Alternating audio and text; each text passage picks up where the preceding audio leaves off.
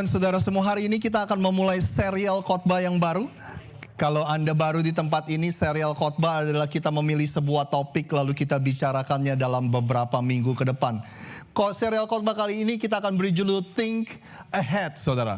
Kita memikirkan apa yang ada di depan, atau bahasa sederhananya, bahasa sehari-harinya, kita harus mikir terlebih dahulu. Dalam kehidupan ini, sebelum kita melakukan sesuatu, kita harus mikir terlebih dahulu. Yang akan mengawali serial khotbah hari ini adalah kami memanggilnya Ko Benny. Ko Benny sudah bersama-sama dengan gereja ini dalam hampir 2 tahun terakhir, saudara. Setiap hari Jumat, Ko Benny begitu setia untuk mengajar kita beberapa hal yang cukup menarik buat kita dalam live group. Oleh sebab itu saya mengundang buat teman-teman yang belum bergabung dengan live group untuk bergabung setiap hari Jumat jam 7 malam. Saudara, kita akan selalu ingatkan kepada Anda, terkadang di bulan pertama setiap Jumat kita melakukan hal yang berbeda melalui Zoom. Pokoknya ada pertemuan rutin setiap Jumat buat Anda yang ingin bergabung dengan live group. Sebelum Ko Benny ambil alih, saya hanya ingin mengatakan sesuatu. Adalah impian bagi setiap pemimpin, adalah impian bagi kalau Anda punya karyawan, kalau Anda punya bisnis atau Anda mempunyai rekan kerja, saudara, yang adalah high commitment and low maintenance. Itu udah impian dari setiap kita. Anda tahu maksudnya, komitmennya tinggi tapi maintenance-nya rendah, saudara. Kita nggak perlu baik-baikin terus, kita nggak perlu layan-layanin terus, pokoknya komitmennya. Dan saya merasa bahwa gereja ini dipenuhi dengan orang-orang yang seperti itu. Komitmen para pekerja di tempat ini sangat tinggi, tapi maintenance mereka low banget, dan salah satunya adalah Ko Benny. Orangnya gampang untuk diajak kerjasama, orangnya nyantai. Jadi tanpa panjang lebar, bolehkah kita beri sambutan yang meriah untuk Ko Benny hari ini? Please. Hari ini saya coba pakai yang kecil ya. Biasanya pakai laptop. Kemarin laptopnya crash. Iya, pas detik-detik terakhir lagi bikin PowerPoint ini, pas lagi bikin yang terakhir, blur, hilang. Lumayan panik gitu ya, panik. Telepon teman biasa ya, yang biasa pegang laptop gitu kan. Ini gimana nih, gitu kan? Hilang nih, wah bahan khotbahnya hilang. Haleluya, puji Tuhan bisa diselamatkan ya. Apakah karena temanya mikir dulu gitu ya? Ya, coba lihat kanan kirinya, coba ngomong dulu, kasih tahu kanan kirinya mikir dulu ya. Kalau bahasa Jawa tuh lebih enak, mikir sih ya.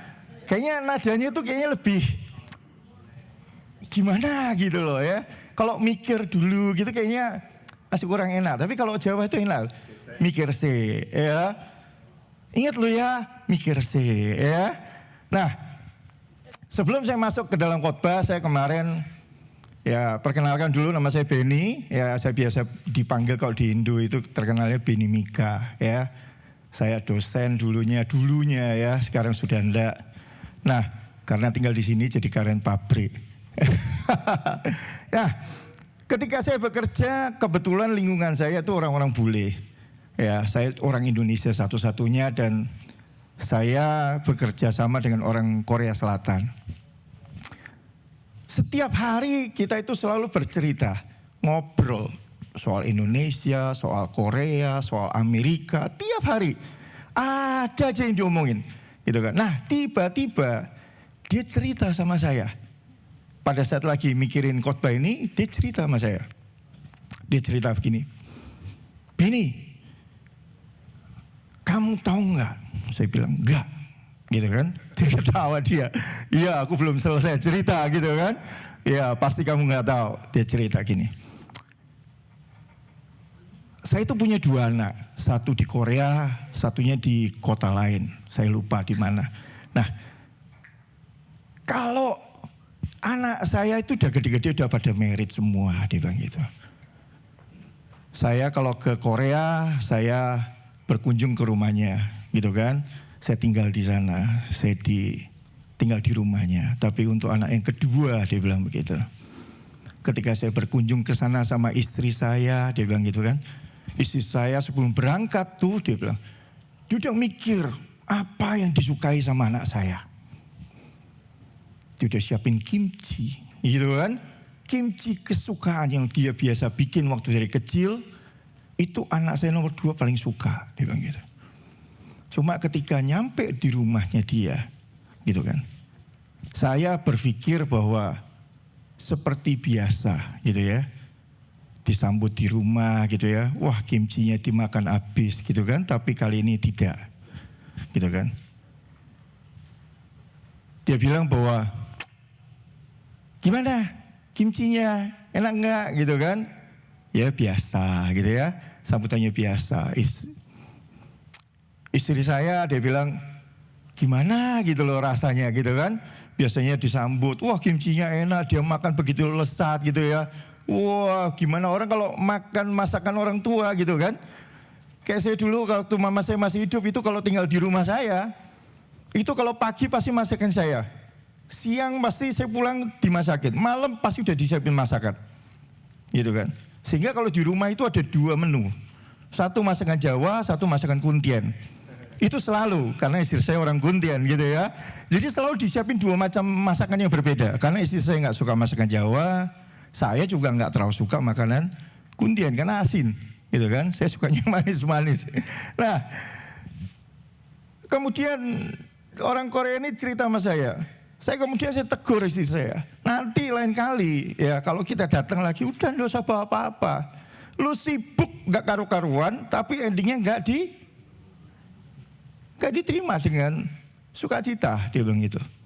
Kamu siapin yang terbaik buat anakmu, tapi dia nggak terima. Nggak sampai di situ doang Benny, dia bilang begitu. Ya ini bahasa saya ya, doang itu nggak ada dalam bahasa Korea ya. Nah, kemudian saya berharap gitu kan, saya tinggal di rumah dia. Tapi apa yang terjadi?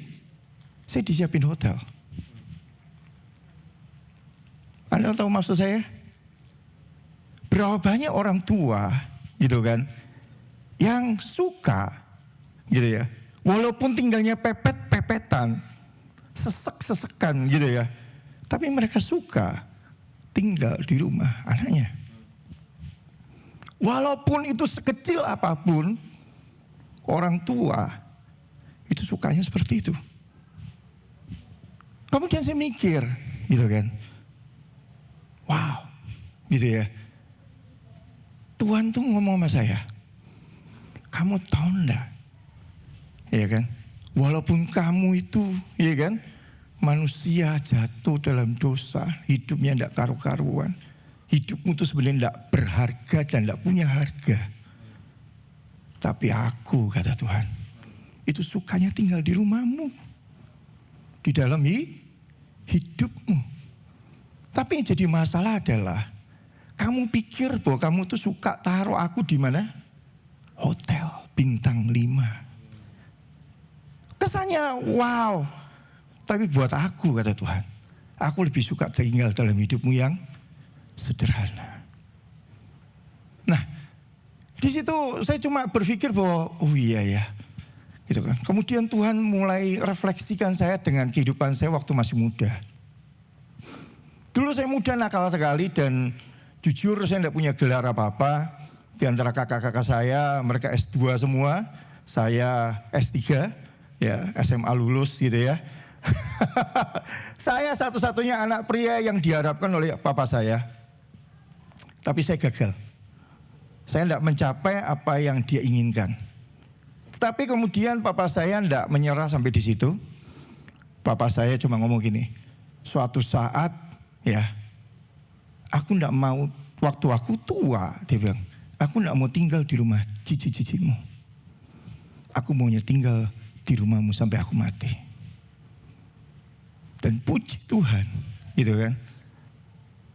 Dia tinggal di rumah saya sampai dia meninggal.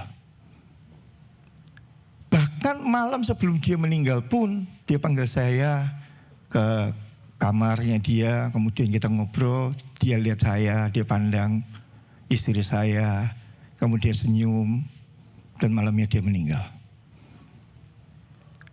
Saya sebagai anak gitu ya, saya baru mengerti kemarin gitu kan, rasanya orang tua itu kalau walaupun gitu ya, diistimewakan kesannya gitu ya, oleh anaknya tinggal di bintang 5 gitu ya, di sebuah hotel yang mewah, makanan yang melimpah. Tapi ternyata hatinya seperti itu. Dan saya baru ngeh, gitu ya. Nah, hari ini gitu ya. Tadi saya juga mendengarkan tentang Pak Arifin bercerita tentang bagaimana kita menjadi kekristenan yang stabil ya, menjadi influencer segala macam. Tetapi pada awalnya adalah segala sesuatu yuk kita belajar untuk apa? Mikir dulu sebelum kita melakukan sesuatu. Kita selalu berpikir bahwa wah kalau saya melakukan ini saya akan dihukum Tuhan. Saya kalau melakukan yang tidak sesuai saya akan dihukum Tuhan. Yuk kita coba berpikir lebih lagi bahwa segala sesuatu apa yang kita lakukan itu memiliki yang namanya konsekuensi. Dan yuk kita lihat slide kedua. Apa? Di situ apa? 1 Timotius 4 ayat 15. Perhatikanlah semuanya itu, ya kan? Apa? Hiduplah di dalamnya supaya kemajuanmu nyata kepada semua orang. Sebelahnya 1 Timotius 4 ayat 16. Awasilah dirimu sendiri. Awasilah pengajaranmu, bertekunlah dalam semuanya itu. Karena apa? Karena dengan berbuat demikian engkau akan menyelamatkan siapa? Dirimu dan semua orang yang mendengarkan engkau. Tapi di bahasa Indonesianya cuma bilang awasilah dirimu. Maksudnya awasilah adalah di dalam slide berikutnya adalah watch your life. Awasilah apa?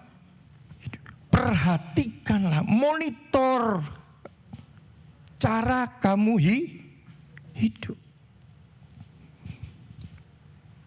Ini penting sekali, gitu ya. Banyak orang tidak pernah berpikir bahwa oh ya udah, kayak orang Amerika gitu ya. Ya udah gue ya gue, gitu kan. Lu ya lu, gitu kan. Hampir sampai ke orang Jakarta. Tapi orang Jakarta masih lebih mendingan, gitu ya. Kalau di sini kita nolong orang aja katanya enggak boleh. Orang jatuh kita bantu aja enggak boleh. Kita bisa kena asuh. Kan aneh, gitu kan. Tapi kembali lagi ini bukan soal kita ngomongin orang lain, tapi kita ngomongin soal diri sendiri. Di sini saya nggak cuma hanya khotbah untuk saudara, tapi saya juga khotbah untuk diri saya sendiri.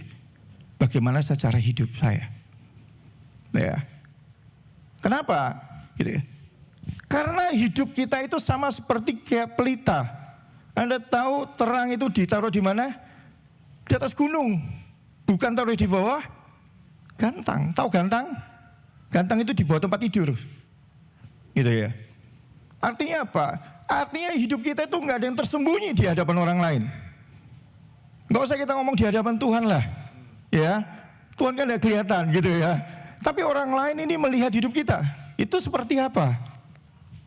Bagaimana tingkah lakumu sehari-hari itu dinilai dan dilihat orang. Bagaimana hidup kekristenanmu itu dinilai dan dilihat orang. Nggak cuma hidupmu tapi perkataanmu juga. Saya cuma kadang-kadang bingung gitu ya sama orang-orang Amerika itu terlalu muda untuk mengatakan yang namanya F-word itu kayak makanan sehari-hari. S-word itu kayak makanan sehari-hari. Di setiap kalimat pasti ada itu. Gitu kan. Itu saya bingung serius. Ini dulu mulutnya apa nggak pernah dicapain sama mamanya gitu ya. Tapi ternyata mamanya juga sama gitu ya. Papanya juga sama. Betul ya? Betul. Nah, jadi masalah adalah bagaimana dengan anak-anak kita. Yang hari-hari ini gitu kan. Dulu waktu anak saya masih kecil, itu kan sekolah di international school. Gitu ya. Dan itu juga modelnya hampir sama. Dan itu kalau di rumah kayak gitu pasti saya kasih sambal. Lu iya. Kenapa? Saya didik anak saya. Saya cuma ngomong gini, kamu itu tahu enggak sih artinya apa? Kamu tahu enggak sih itu artinya apa? Sehingga kamu begitu mudahnya nyeplos seperti itu. Gitu ya. Mana nilai hidupmu? Saya bilang. Mereka masih kecil enggak tahu. Walaupun mereka enggak tahu, saya tetap didik. Saya hajar. Gitu ya. Kamu ngomong itu tidak boleh pegang laptop. Kamu pegang itu, handphone papa ambil. Kenapa? Didik. Setiap perkataan. Jadi saya ajar bagaimana memberikan sebuah perkataannya. Kamu pernah lihat nggak papa ngomong seperti itu? Kamu pernah dengar nggak papa ngomong seperti itu? Ya. Saya cuma ajar mereka bagaimana kita hidup.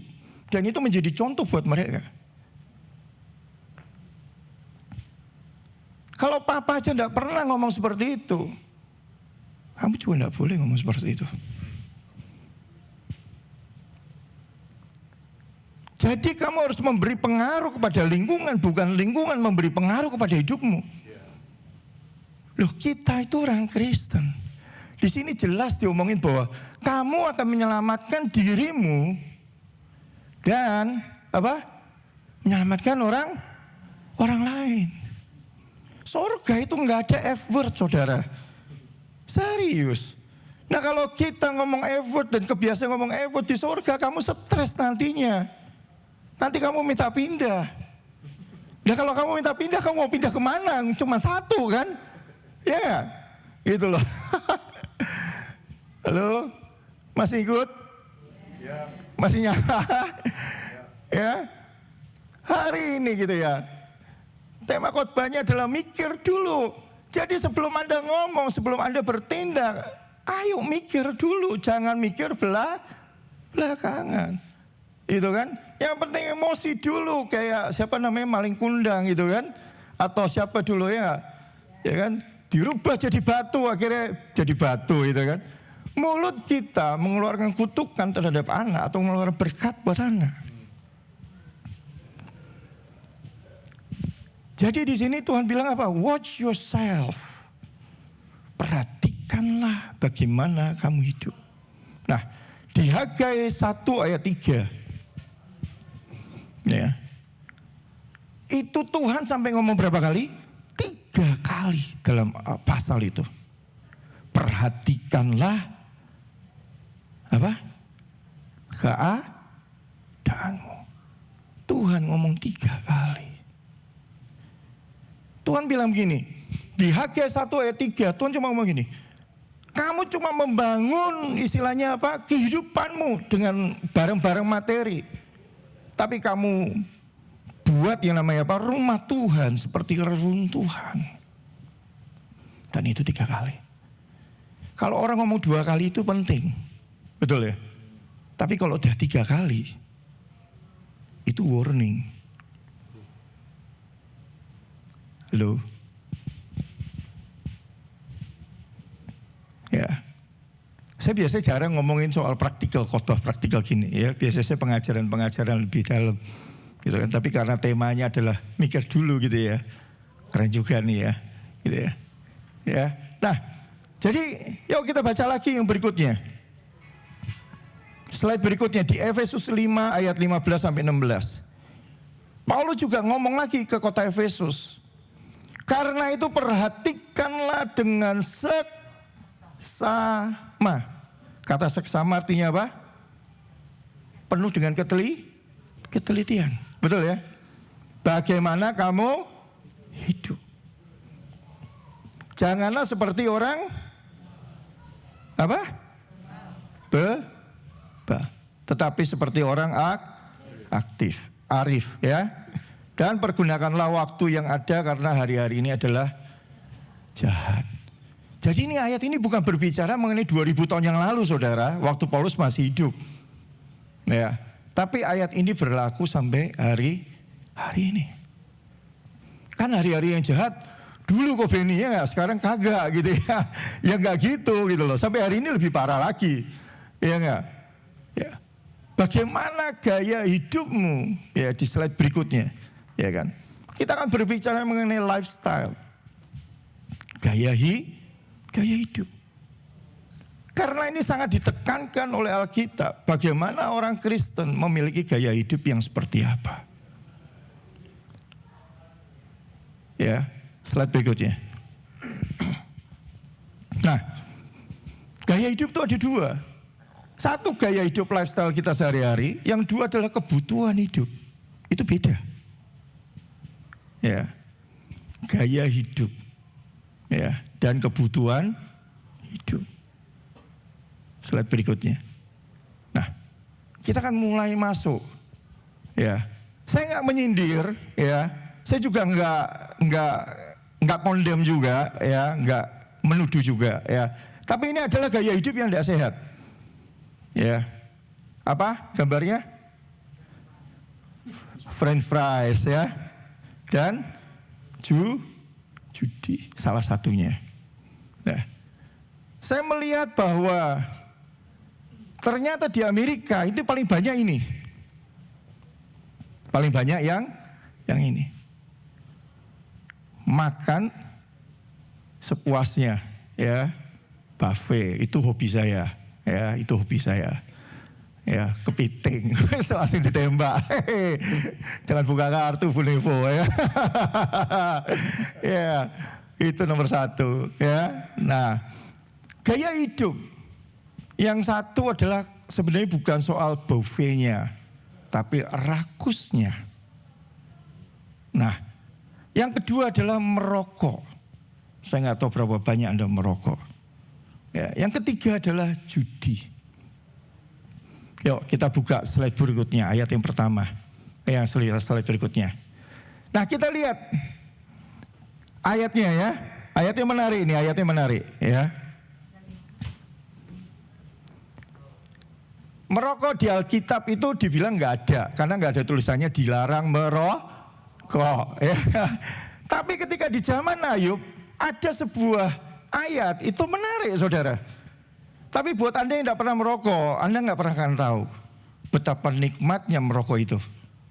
Saya nggak promosi gitu ya, tapi dulu saya perokok juga dari waktu umur berapa ya, kelas 4 SD saya udah merokok. Sampai SMA. Ketika papa saya ngomelin saya, gitu kan, Ben, nggak boleh merokok. Saya cuma ngomong, papa yang ngerokok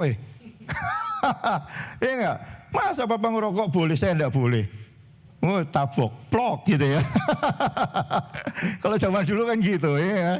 Tapi kalau zaman sekarang kan papanya dilaporin polisi. Ya. Nah, ini Ayub 20 ayat 12 sampai 24. Alangkah manis kejahatan dalam mulutnya. Rasanya sayang untuk segera menelannya. Sebab itu disimpan di bawah lidah supaya ia lama menikmatinya. Tapi ketika makanan itu berubah dalam perut menjadi racun yang pahit membawa maut. Anda tahu orang merokok itu dia sedot, tidak langsung dibuang, tapi dinikmati dulu. Gitu ya, benar ya? Yang perokok ya kan? Saya nggak berharap Anda pulang nyoba, enggak. Ini gaya hidup yang nggak sehat. Tapi Alkitab nulis itu, ngomong ini. Ya, walaupun tidak secara terang-terangan, tapi Ayub juga nulis soal ini. Jadi alangkah, loh, rokok itu kalau disedot begitu Anda kena mulut Anda, itu manis rasanya. Korosip nang rokok, nah, benar ya? Disedot masuk mulut manis lah, ya kan? Nah, dulu nggak sekarang ya, sekarang udah bertobat. Sekarang kita udah nggak. Saya udah 30 tahun lebih saya nggak ngerokok. Semenjak SMA kelas 2, ya, karena saking pinternya saya, ya kan, saya pindah sekolah karena nggak naik kelas. Dan itu saya dulu juga pemabuk di sekolah. Hampir semua kejahatan di Alkitab saya lakukan pada waktu itu, termasuk judi juga. Merokok itu nomor 1, kemudian minum-minuman juga sama. Ya, saya kecanduan minuman juga. Ya, nah, setelah itu, setelah SMA kelas 2, saya tidak pernah megang rokok lagi. Kenapa? Karena saya tinggal di rumah kakak saya. Dan saya tidak punya kesempatan untuk merokok juga. Kenapa? Tiap hari sekolah, pulang ke gereja. Tiap hari pulang diajak pelayanan. Gak sempat, lingkungannya semua malaikat gitu ya.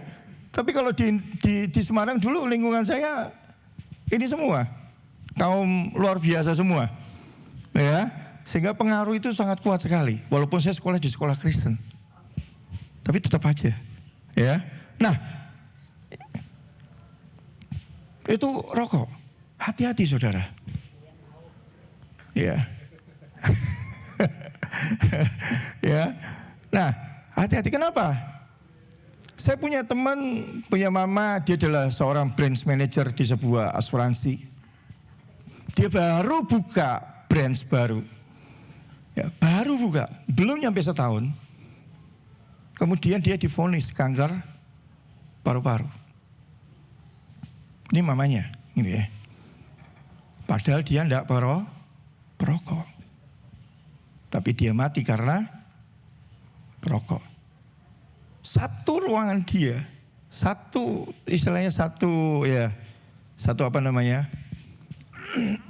bangunan dia, semua perokok. Semua ejen-ejennya merokok. Dan dia tidak larang. Dan dia tiap hari sedot. Sebelumnya dia sehat. Tapi nggak nyampe setahun kena kanker paru. Dan nggak lama kemudian meninggal. Gitu kan. Akibat perokok pasif. Saya selalu ingatkan kepada teman-teman saya yang merokok gitu ya. Ayolah, stop. Apalagi kamu punya anak kecil. Ya kan? Jangan sampai nanti kamu menyesal belakangan. Ya kan? Karena penyesalan itu selalu datang terlambat. Papa saya di umur 72 tahun dia berhenti merokok. Kenapa? Karena divonis dokter paru-parunya kuning. Ya kan? Flek semua gitu kan? Kemudian saya bercanda sama bapak saya gitu kan, untung lu masih punya waktu bertobat, gitu kan. Ya enggak? Loh kalau saya sama bapak saya itu suka bercanda, ya kan. Dulu walaupun suka berantem waktu masih muda gitu kan, tapi ketika udah bertobat, saya banyak bercanda sama bapak saya gitu kan. Pak, untung gue bisa duwe waktu bertobat, Pak.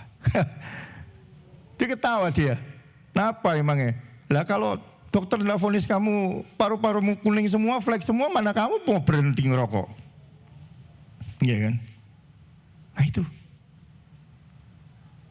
Pertobatan itu selalu kenapa diawali dengan vonis? Gitu kan? Ya saya berharap di sini tidak ada. Ya itu dulu ya. Di sini tidak ada semua malaikat.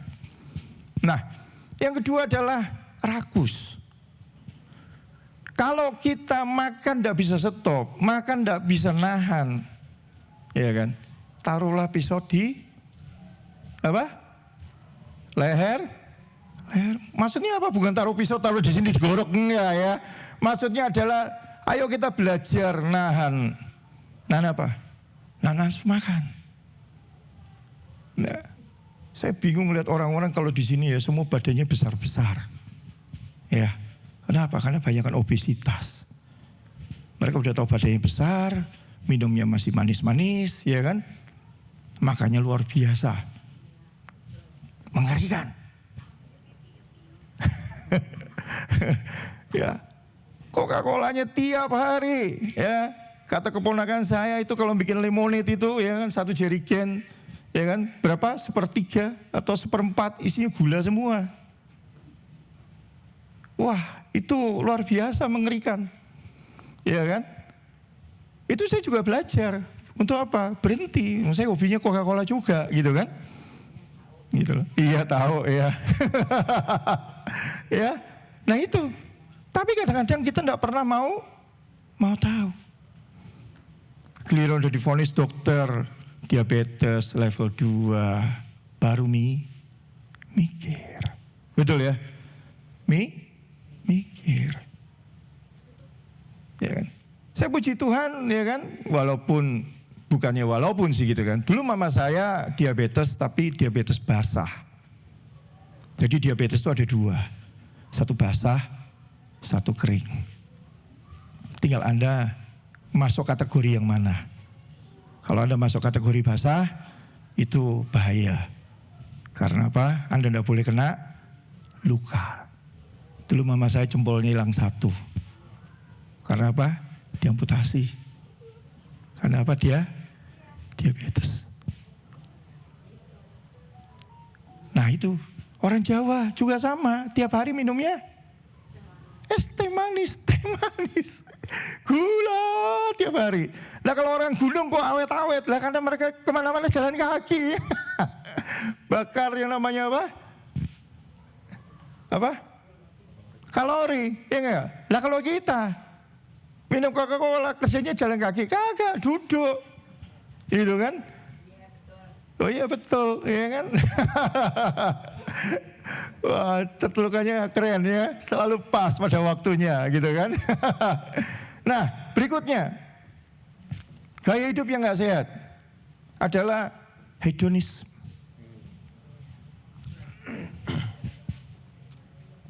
Di Amerika mengerikan, nggak ikut kintir, apa itu namanya? Hanyut, ya, Anda disisihkan. Di Jakarta juga sama. Ya. Kemarin ada yang beberapa yang gaya hedonisme ketangkep KPK gitu ya. Oh berapa? 1 miliar. Tasnya berapa? Prada, Gucci. Boleh enggak? Boleh. Itu kan. Tapi bukan habis itu tiap minggu beli. Gaji dapat habis. Dapat habis. Dapat habis. Ya kan? Ya bagus deh ya gak? Habis total, endingnya melarat. Udah gitu minjem. Oh Tuhan Yesus, haleluya ya. Jangan terjadi padaku ya. Itulah gaya hidup yang tidak sehat. Ya. Apa namanya, udah kaya, foya-foya, ya matinya berharap masuk surga gitu ya, berharap ya. Ya kita juga berharap demikian ya kan. Tapi bukan berarti berfoya-foya itu menjadi gaya hidup kita sehari-hari. Karena kekristenan itu kita dilihat orang. Anda dinilai orang. Bukan berarti Anda tidak boleh pakai Apple 15 gitu kan. Bukan berarti Anda tidak boleh pakai S24. Boleh. Anda harus menikmati hidup juga, tapi enggak seperti itu. Saya selalu ngobrol sama anak saya yang paling pertama gitu ya. Punya duit enggak? Enggak. Aku pengen beli S24, boleh enggak Pak?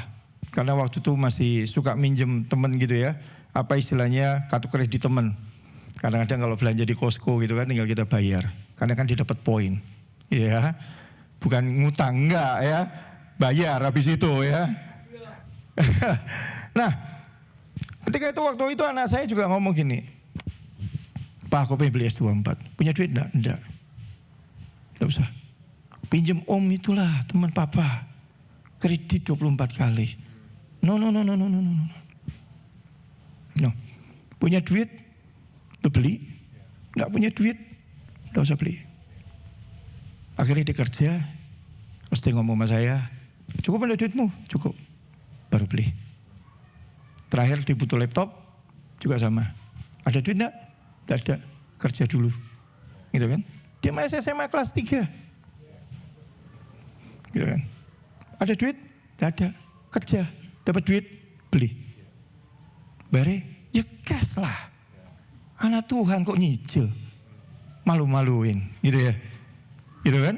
Nah, habis itu dia pengen beli sepeda. Pah capek ngontel gitu ya. Ya capek ngontel. Ya udah beli e-bike. Berapa? 800. Ya udah, punya duit? Punya, beli. Gitu kan. Kebutuhan. Bukan gaya hidup. Nah itu. Gitu kan. Terakhir dia mau beli apa? Kawasaki Ninja. Yang berapa cc itu? 700. Saya bilang, lu mau mati cepet? Enggak lah Pak. Lu kalau kerja, lu mau parkir di mana?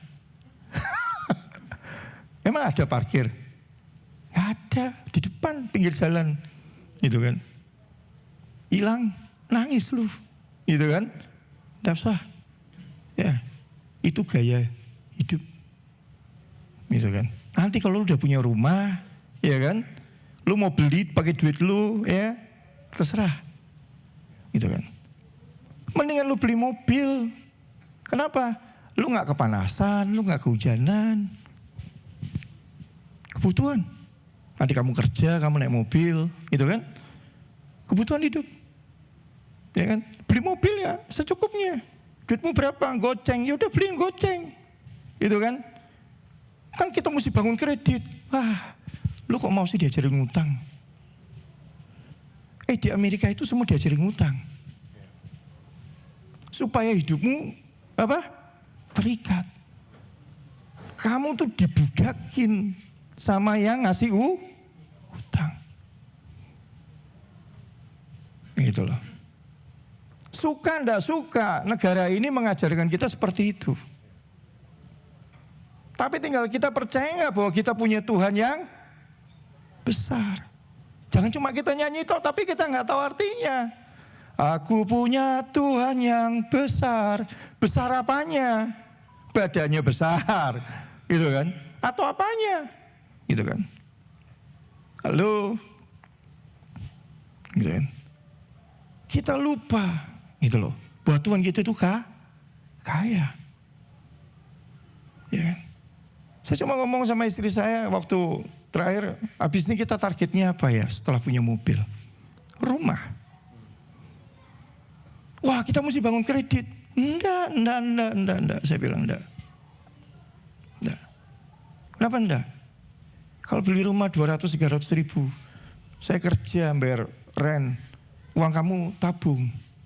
Nanti Brian kerja, anak saya yang besar namanya Brian kerja, tabung duitnya. Nanti setahun lagi Moses lulus, saya bilang suruh dia kerja. Duitnya tabung. Kita berempat kerja, nabung. Saya yakin 3 tahun lagi kita bisa beli rumah kok, beli cash. Nggak perlu ngutang. Ya, nggak perlu ngutang.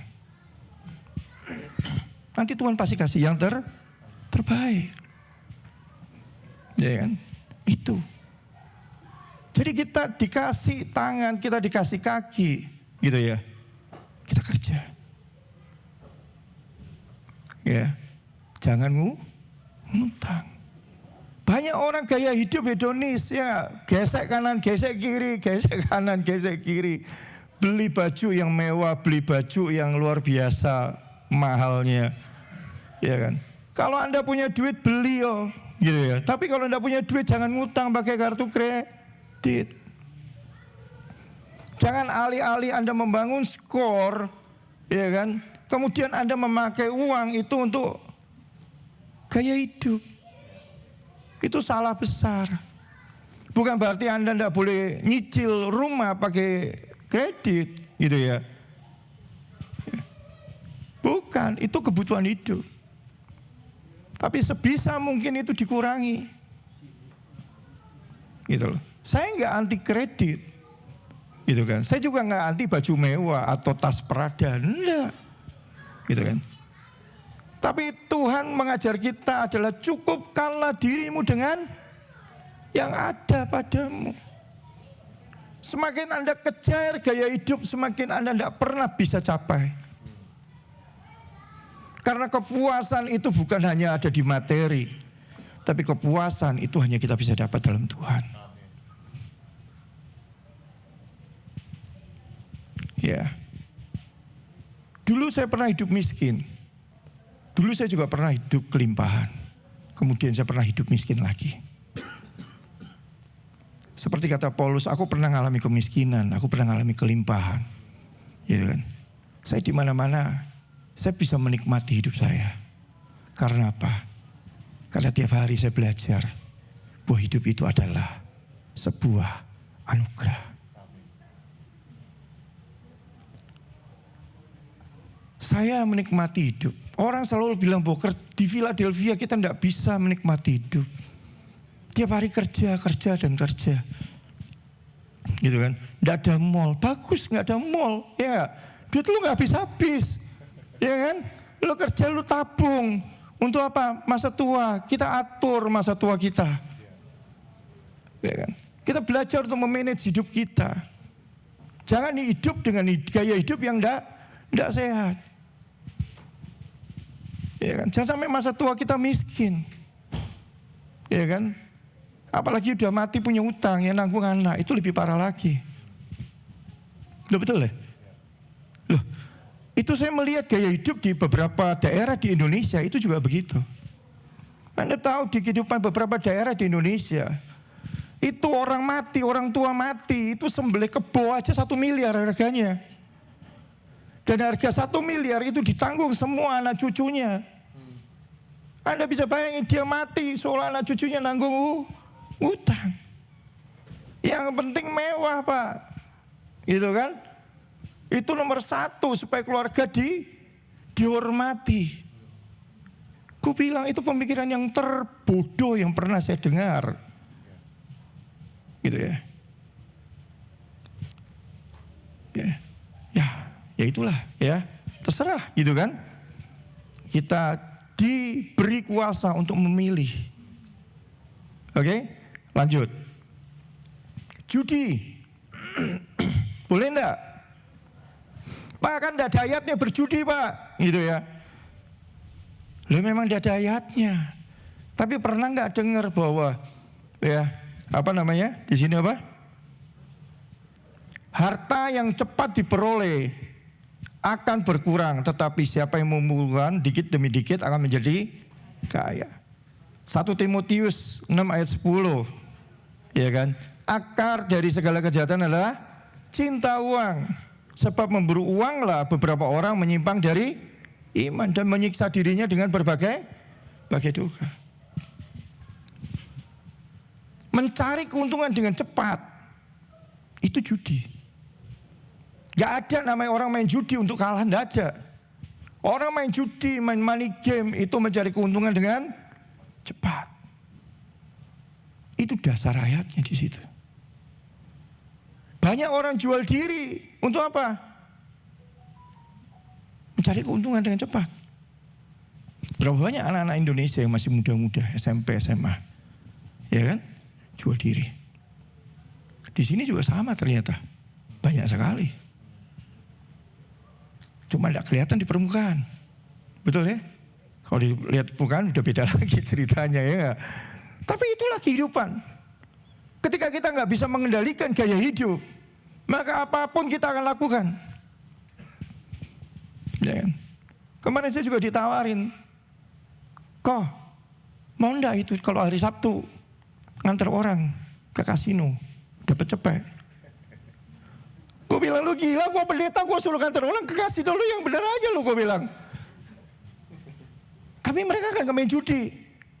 Gue nginjek kasino tuh seumur hidup tuh, ya kan.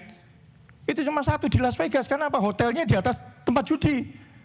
Ya, itu pun saya masuk, langsung naik ke atas, kamar tidur.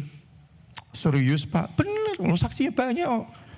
Tapi kan semua teman-teman tur, semua dibawa main sampai jam 3.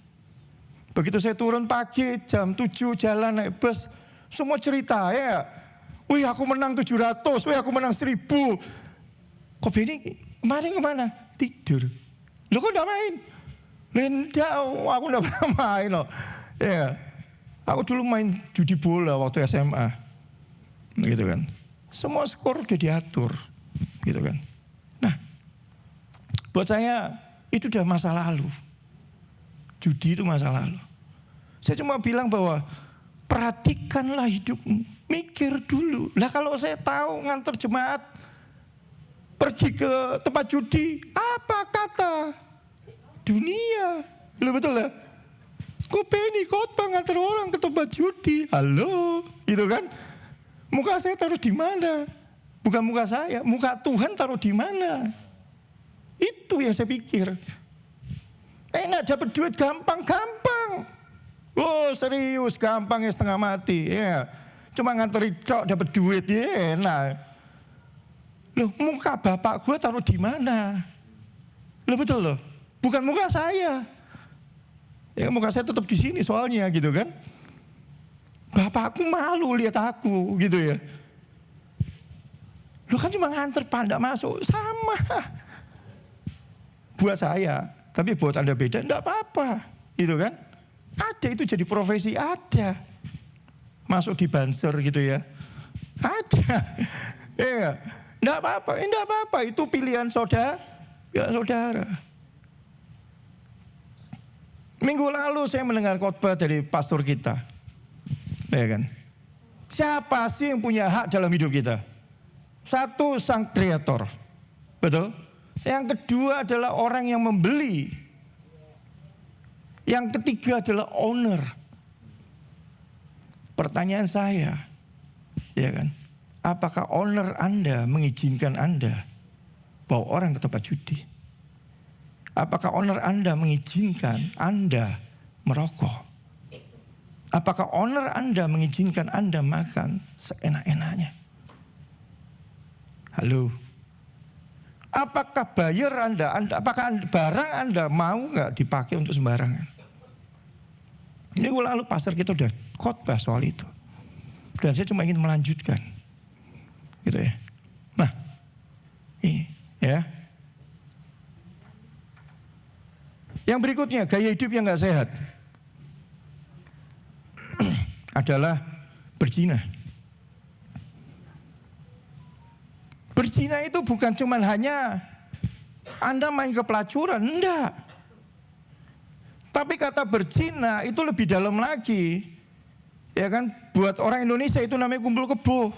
Kesian loh, itu padahal kumpul orang ya. Tapi kata pendeta, pastor, kok namanya kumpul kebo sih? Lah iyalah, dia tidak punya urat malu ya. Otak juga tidak punya, kenapa? Lah kebo sama kebo siapa aja juga dikawinin, betul ya? Betul ya? Iya kan? Bahasa belanjanya lebih keren, 7-Eleven. Ya. Lebih halus. Padahal podoai, ya kan? Berapa banyak dari anak-anak muda hari-hari ini mereka dugem. Dunia gembira, padahal tidak ada gembiraan, cuma sesaat doang. Tulang, mabok, 7-Eleven, tidur, free sex, ya itu berzina. Barang siapa yang tidur bukan dengan pasangannya, ia itu menjadi satu tubuh, dan itu adalah berzina di mata Tuhan. Anda melakukan free sex di luar nikah, itu juga namanya berzina di mata Tuhan. Kalau ada yang seperti itu bertobat. Ya. Anda ganti kelamin, itu juga masalah. Owner Anda siapa? Lu main ganti-ganti aja. Tuhan tuh ciptain Adam dan Hawa, bukan Adam dan Atong. Ya. Betul nggak? Tuhan ciptain pria dengan wanita pada awalnya, bukan pria dengan pria, wanita dengan wanita. No. Ya. Mikir. Ayo ngomong sebelahnya. Mikir. Iya betul ya? Ayo kembali kepada divine purpose-nya Tuhan. Tujuan ilahi Tuhan buat kita ada di muka bumi, hidup di muka bumi bukan untuk hidup seenak-enaknya. Kita diberi kuasa untuk menikmati apa yang Tuhan sudah buat, tapi bukan untuk seenak-enaknya. Lanjut. Nah ini paling banyak.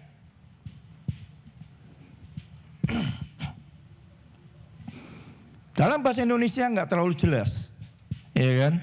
Kenapa? Karena itu merajah tubuh.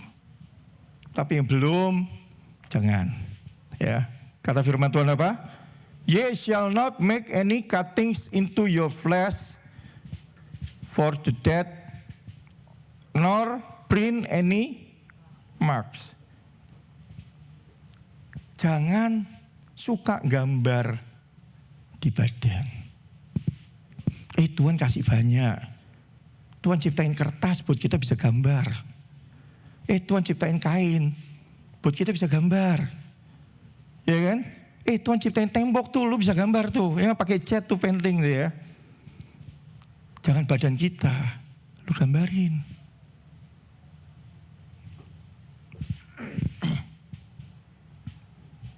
Halo? Masih sadar? Masih menyala abangku? Nor print Any marks upon you. Jangan gambar pada dirimu. Yang punya udah ngomong, yang punya. Gitu ya sih. Ya. Yang punya badan kita udah ngomong. Jangan gambar-gambari dirimu, apalagi cutting. Ya.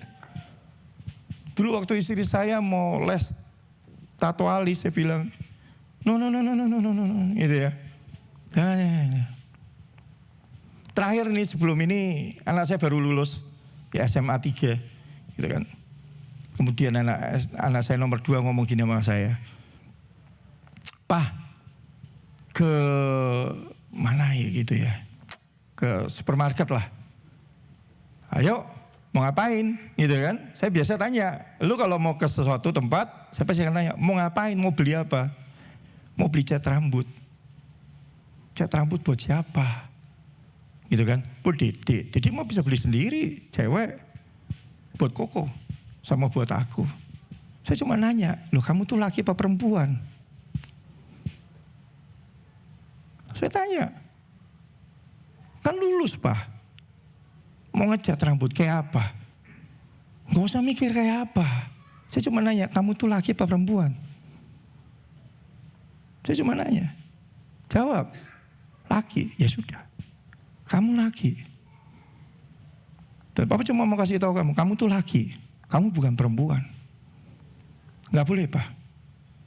Loh, Papa gak bilang gak boleh. Papa cuma mau kasih tahu kamu tuh laki, kamu bukan perempuan. Perempuan ngecat rambut, gak masalah. Tapi laki ngecat rambut, gitu ya. Halo. Kecuali kamu perempuan, ya kan? Kamu boleh ngecat rambut. Tapi kamu laki-laki, maaf yang ngecat rambut ya. Istri saya walaupun tiap hari cuma minggu gitu ya, kok rambut kamu banyak putihnya, dicat ke hitam. No. Aku bangga dengan rambutku putih. Loh betul. Ini mahkota. Dan Tuhan buat. Dan ini menjadi kebanggaan bagi orang tua. Serius, ayatnya ada. Jaga penampilan boleh, enggak apa-apa. Cat rambut jadi hitam semua ya kok ya. Boleh, enggak apa-apa. Tapi jangan belontang-belonteng. Ya kan? Kamu ngecat rambut buat apa? Ya kan? Supaya kamu dinilai orang kan? Betul enggak? Supaya kamu terlihat tampil beda toh. Ya enggak? Supaya kamu tampil kelihatan berharga toh. Saya cuma mau tanya berapa nilaimu? Halo? Nilaimu tuh 0. Ya, kamu berharga di mata Tuhan.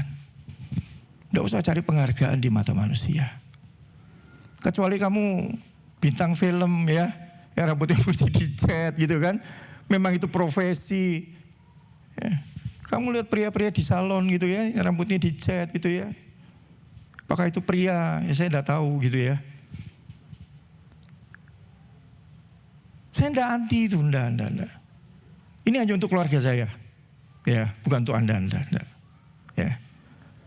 Jadi Alkitab berkata bahwa tidak tahukah kamu adalah bait Roh Kudus, dan Roh Kudus yang diam di dalam kamu, Roh Kudus yang kamu peroleh dari Allah, dan kamu bukan milik kamu sendiri. Jadi kita semua ini bukan milik kita sendiri. Halo.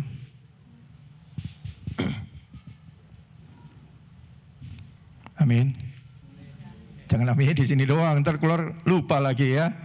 Ntar jadi Kristen tomat ya. Habis minggu pulang datang ke gereja tobat, pulang kumat. Iya. Wah, khotbah apa?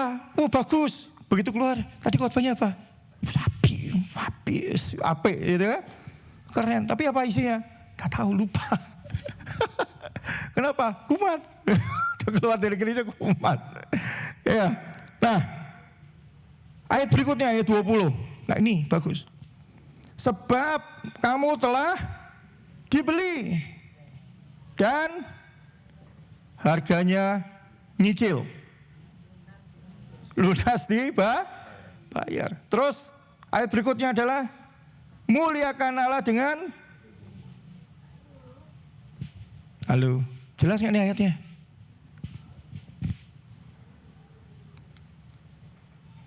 Ya kan? Ayo lanjut lagi. Yang terakhir ini ya. Berikutnya. There is one body and one spirit, just as you were called to one hope when you were called. Jadi kita itu satu tubuh, satu roh. Dengan siapa? Tuhan. Siapa yang percaya bahwa dalam diri Anda ada roh Allah? Siapa yang percaya Anda bersatu dengan Tuhan? Jadi kalau Anda kemana-mana, Anda dengan Tuhan berjalan bersama. Betul? Anda coba bayangin kalau Anda lagi ngerokok, Tuhan lu ajak ngerokok bareng. Enak ya Tuhan ya. Lu betul loh. Lah kan tubuhmu adalah bait. Betul toh? Benar nggak? Tuhan bergabung dengan kamu dalam tubuh yang sama, betul? Kamu ngerokok, Tuhan ikut ngerokok nggak? Halo? Jadi kalau kamu pulang nanti ngerokok, kamu mikir ya,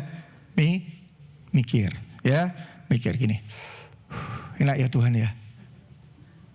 Loh Tuhan nih, kamu ajak ngerokok loh Tuhan bareng loh. Betul ya? Yang kedua, ketika kita main judi, ya kan? Tuhan main judi yuk. Ya betul. Iya, Tuhan lo ajakin main dingdong. Betul ya? Iya kan? Yang ketiga, ketika Anda main gitu kan, maaf, gitu kan, pelacuran, pria dengan pria, Tuhan cuma nanya, nah kamu tuh udah berubah profesi atau berubah apa gitu ya? Aku kasih perempuan cantik-cantik kok kamu milih yang lain. Iya kan? Oh Tuhan kok, aduh, gitu ya. Sama kayak tadi, ya kan? Anaknya ketika udah sukses, udah tahu apa-apa, bapaknya disuruh tinggal di hotel. Kenapa? Ya kan? Dia males kalau bapaknya sampai ke rumah ngurusin rumah tuh. Biasa mama, ya benar sih ya. Ya kan?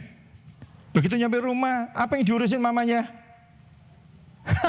Ya, bersih-bersih rumah. Dan itu paling tidak suka sama mantu. Betul ya?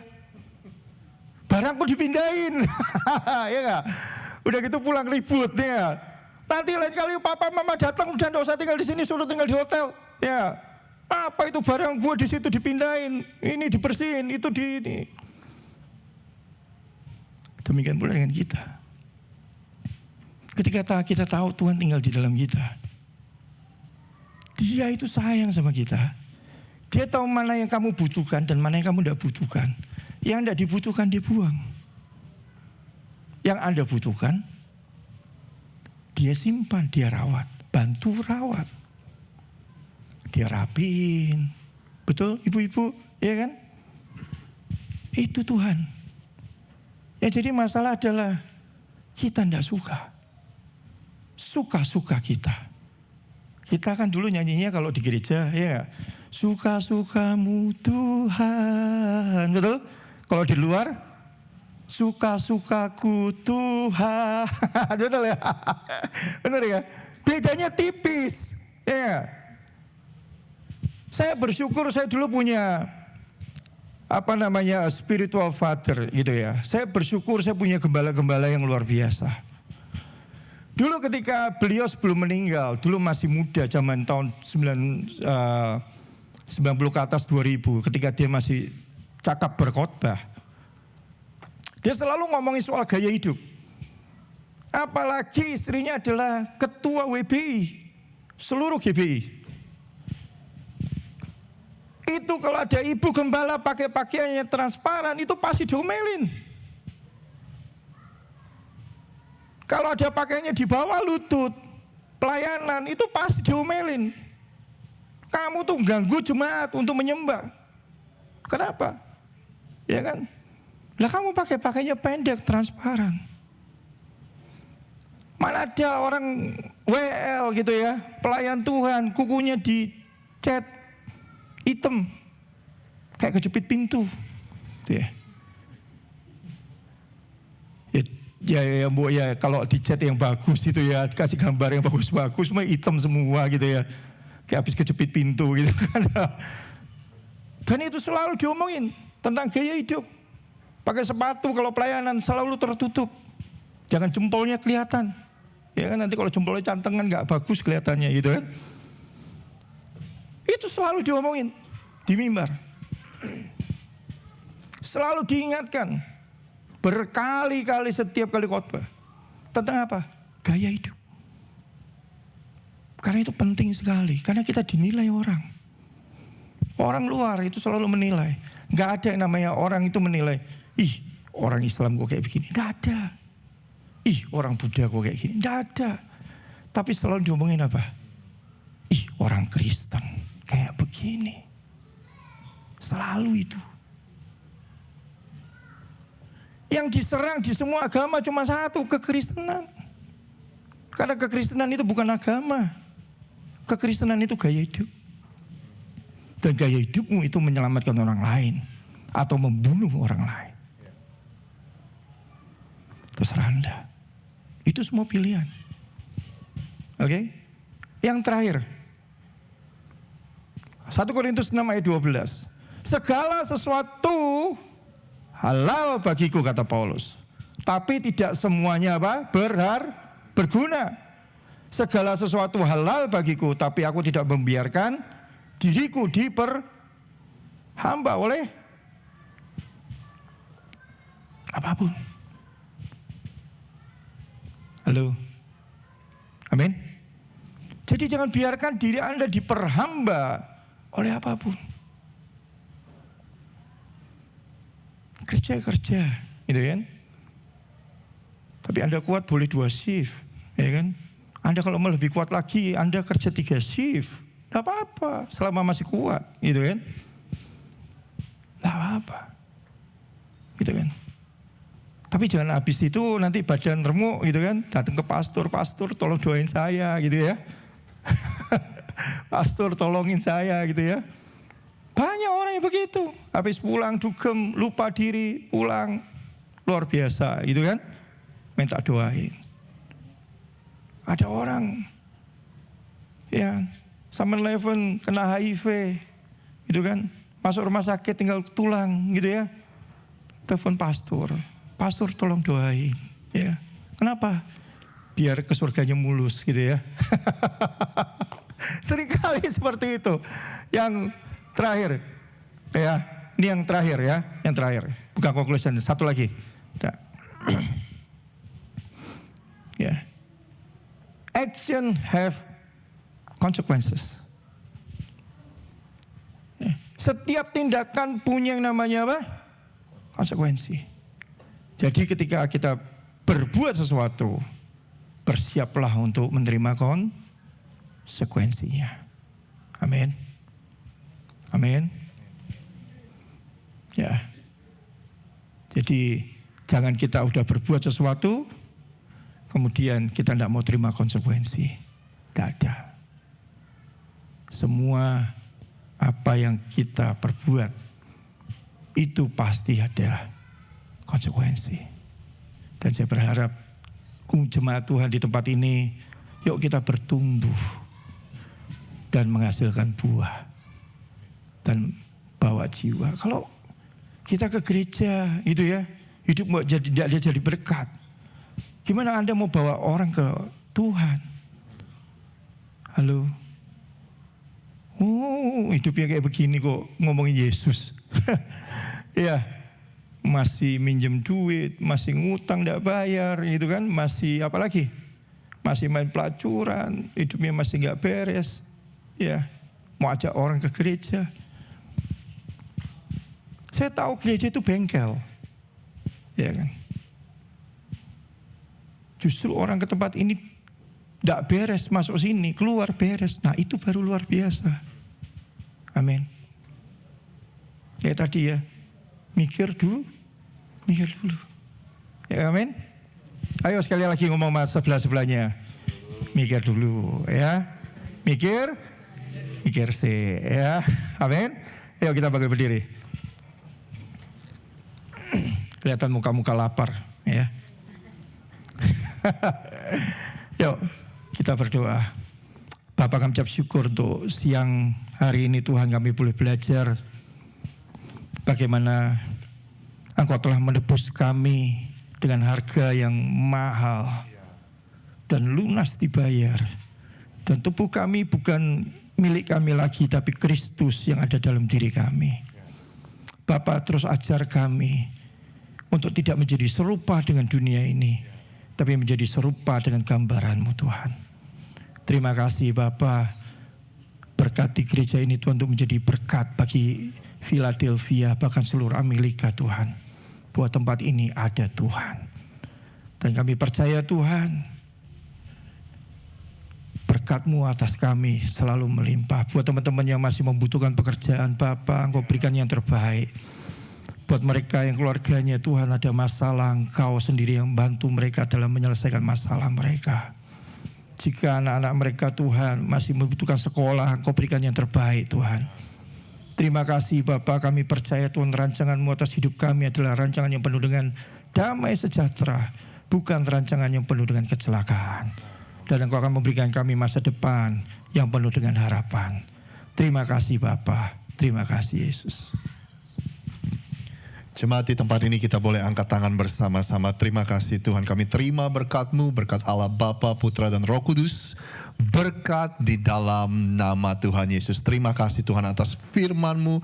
Kami percaya kami ada sehingga kami bisa mengarahkan orang kepada Engkau ya Tuhan. Ketika orang melihat kehidupan kami, mereka melihat ada kehidupan yang berbeda sebab kami punya Kristus di dalam setiap kami. Kami terima berkat-Mu Tuhan dan persekutuan dengan Roh Kudus yang Engkau janjikan dalam kehidupan kami sehari-hari. Dan kami percaya segala sesuatu yang baik dan sempurna yang datangnya dari Bapa di surga akan datang atas hidup kami dan mengikuti kami sampai selama-lamanya. Semua jemaat Tuhan yang sudah menerima berkat Tuhan, sama-sama kita katakan amin. Anda kasih salam samping kiri kanan Anda, katakan happy Sunday. Tuhan Yesus memberkati.